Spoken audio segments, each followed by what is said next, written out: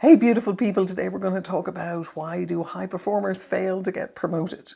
If you're a high performer and you're not getting where you want to be, this video will show you the difference between being a high performer and showing great potential and how it is we need to have both.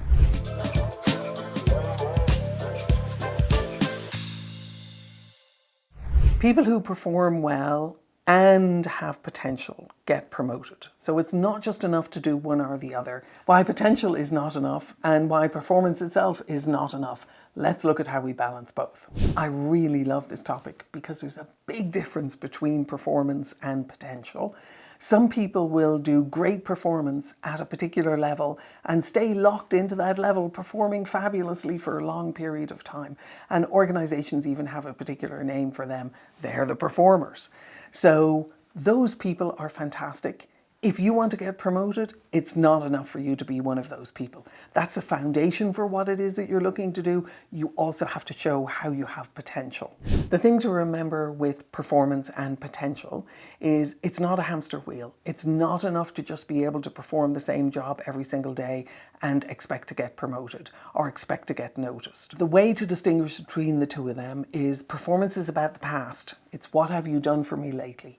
And potential is about the future. What are you going to do for me in the future? So if I'm evaluating someone for a promotion, what I'm looking at is, do they have the potential to operate at a higher level than they're currently operating? So if potential is about the future, then what we're looking at is trying to understand and anticipate what's going to happen in the future. You may look to your boss to try and understand that, and that's important because your boss is the person who is looking to the goals of the group or the team. But what you also need to look at is whether or not the future's changing.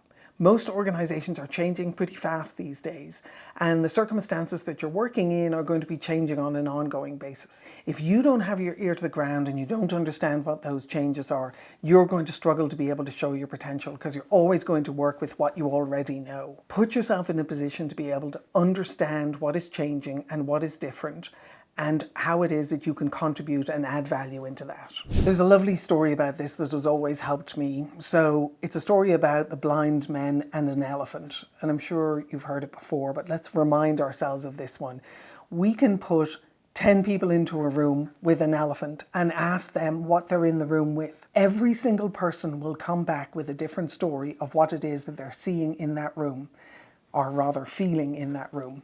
Because what they'll do is, one will come back and go, I think it's a fire hose. Another one will come back and go, I think it's a giant tree. Another one will come back and go, I think it's a toenail. Another one will come back and go, I think it's actually a rope. So they're all looking at different parts of the elephant, but nobody is able to actually see the whole picture. The important thing for you to remember in here is you're seeing a part of the picture.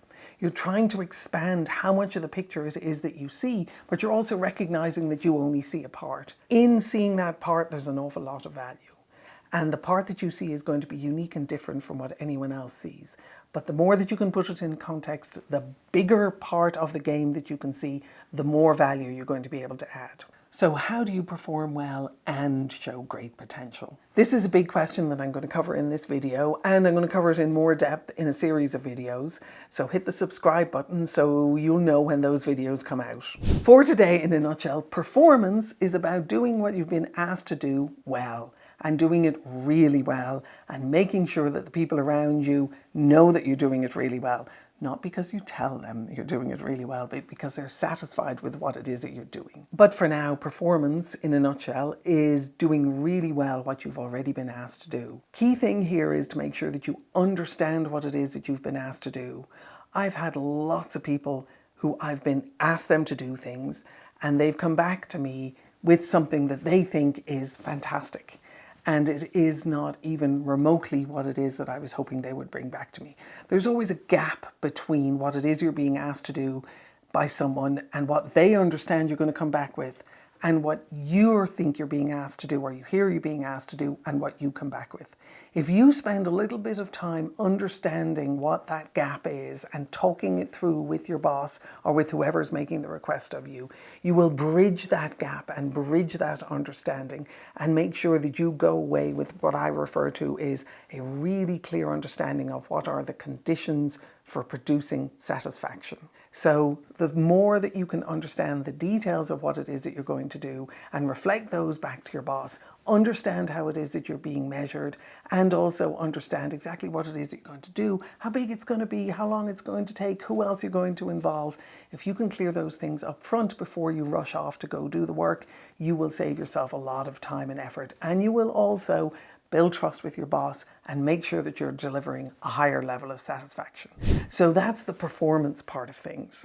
For the potential part of things, it's you understanding where your boss is headed, what the goals are for the year, and what the goals maybe are even for next year, what the goals are for the company, how the company is doing. It's a much broader and bigger perspective that you need to be able to take into account. And then you figuring out how it is that you're going to contribute into that and add value into that. We talked about that in another video, and we will keep coming back to it. Your ability to be able to understand the bigger game that you're playing in and where it is that you as an individual can contribute and add value. That's what really shows your potential. So the best way to assess whether or not you are ready to get promoted and understand the difference between performance and potential is to take my promotion readiness assessment. The promotion readiness assessment will help you understand where you fit on that scale and help you learn how to be able to balance the two. You want to make sure that you're delivering on your promises, and you want to make sure that you are also making valuable offers. Once you do the performance readiness assessment, you'll get a handle on that and you'll be able to know which it is you need to dial up or dial down. So click on the link in the description and be brutally honest with yourself.